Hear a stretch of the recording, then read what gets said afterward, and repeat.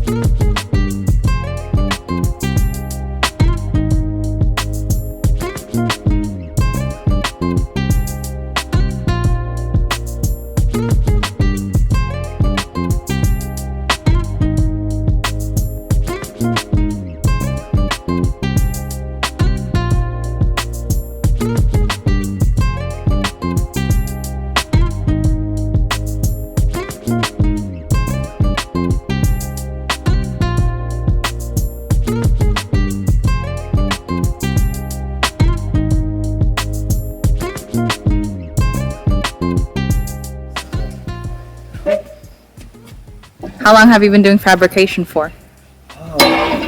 In terms of like race cars, automotive, but I've been doing like welding like from I was like 17. Wow. Yeah.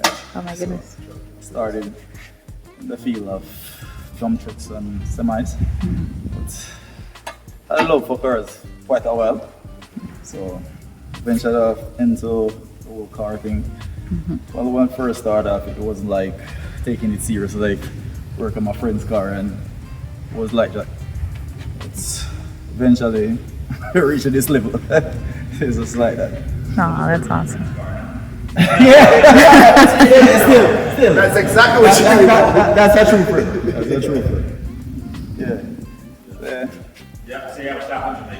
Yeah. Mystic World. Mystic. Instagram is JSeries9. Doing pretty well. There's some awesome cars in Jamaica. You gotta tell the players on so what we have it now. So we're gonna get the ball rolling now.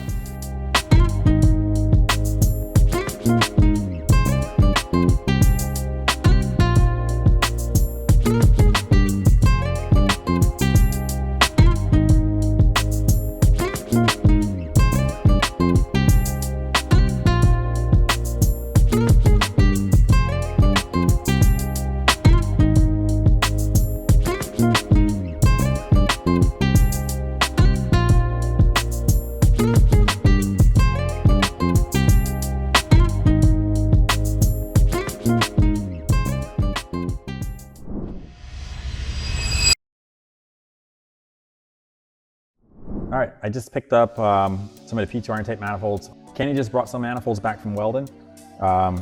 Those of you who haven't seen the actual construction of our P2R tape manifold, this is actually a casted piece. When they come in, the first thing we do is get them CNC ported, where, as you can see on these, they're kind of like a really dark, kind of dingy looking. They don't really look that good. So I'm gonna go ahead and get these all vapor honed. And after I vapor hone them, you can see how nice the color brightens back up. This is ready to ship. I only have one more step left on this one, and that's gonna be to resurface the bottom. I do that after vapor honing those. So for now, I'm just gonna go ahead and take this one here and try to get this looking nice like that one. It's pretty much like sandblasting, but with water as well. So just gonna get set up in here, and it takes about an hour or so, but it makes a big difference.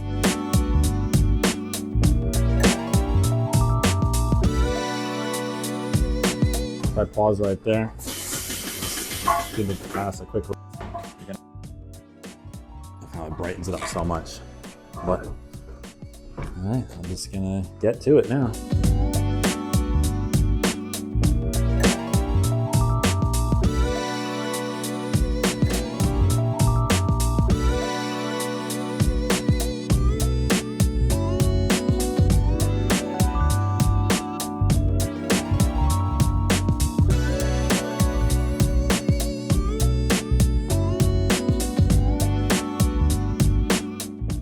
So basically I just finished resurfacing the first manifold.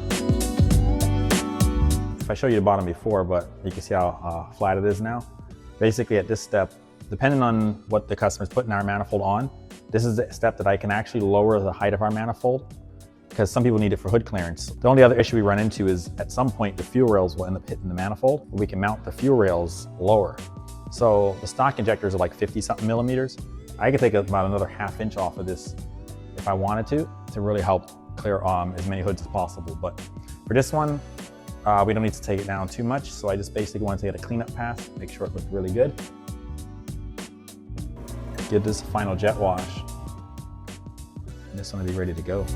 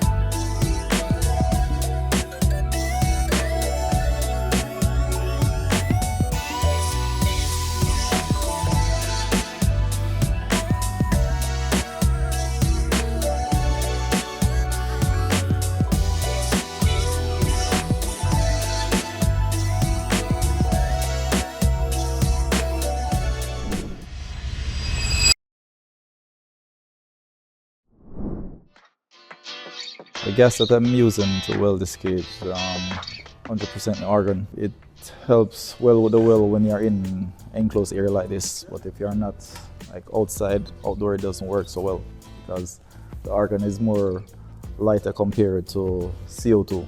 But the CO2 you don't use it, you use CO2 with MIG.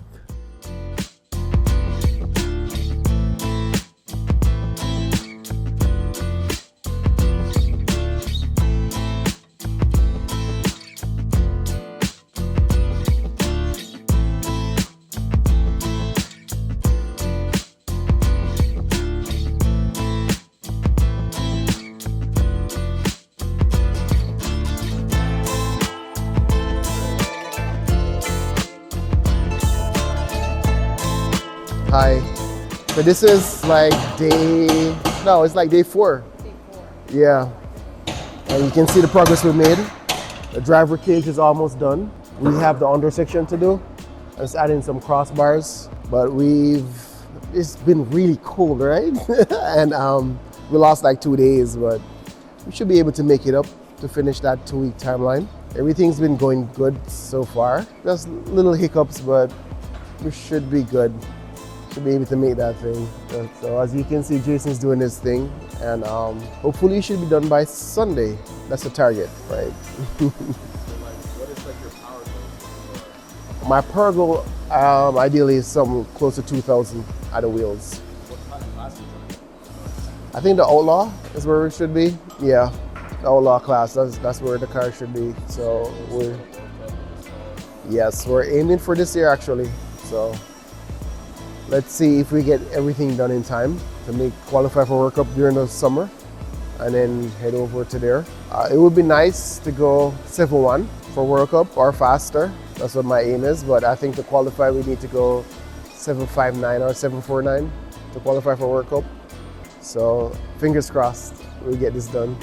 I mean, we have most things already, like the key components, like we're using a Quaife transmission, sequential. Sean's doing the engine for it. Trom has sponsored the pistons for us. And I don't remember who's doing the rods. I think it's Poulter that's doing the rods for us also. But we're on our way in terms of the engine build. And Sean did a good job on my all-motor car. We made some really good jam on that.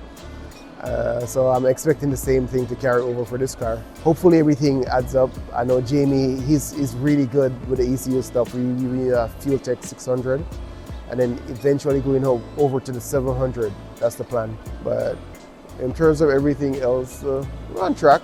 It's a little bit different from everybody else As I didn't want to be one of those guys that came and made up numbers and doing the same K-Series or B-Series thing. So we'll be different with the J-Series, and our aim is not to have to rebuild after every pass. That's one of the main key things. I hate having after every pass, you're either changing the engine or changing heads or a block or something. So we're hoping that we can get at least a full event or more from one engine at a time. Show the world what the J-Series is capable of. Right?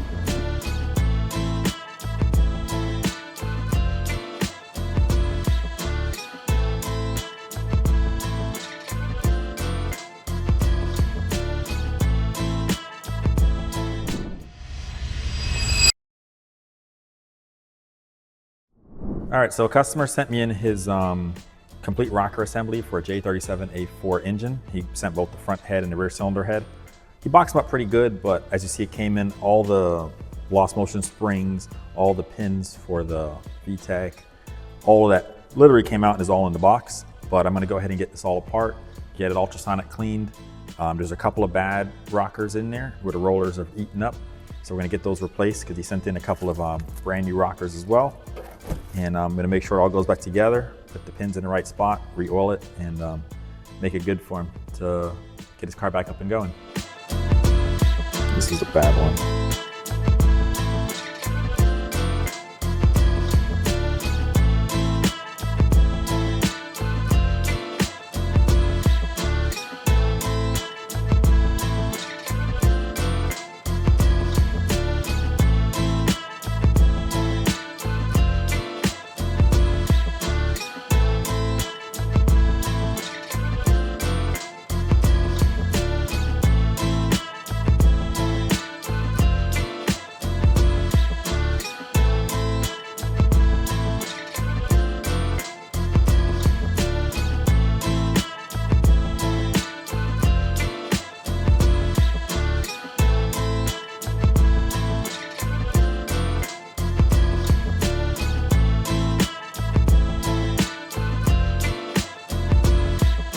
All right, and that's a pair of J37A4 complete rocker assemblies, all ultrasonic cleaned and put back together. Everything is re-oiled. The J37A4 is a little bit more tedious than the other J-Series engines, solely because it has VTEC on both the intake and exhaust. So we have 2 LMA springs per cylinder on the exhaust and 1 on the intake. So you have 3 LMA springs per cylinder. And you gotta make sure you face everything the right way. Not complicated, but you just definitely have to pay attention. But these look really great. I'll go ahead and get you a close-up on pretty much, you saw what they look like before and how they look now. They came out really nice, and I'm sure the customer's gonna be really happy with these set when they get back over to them.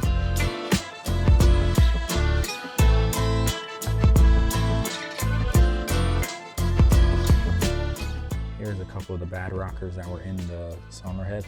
Those of you who know, the J37A4 has the camshaft lobes get worn, and it sometimes eats up the rockers. This wraps up a week here at P2R. I wanted to thank you guys for watching the video. Please like, share, and subscribe if you've enjoyed the video, and I hope to see you guys next week. Thank you. Bye.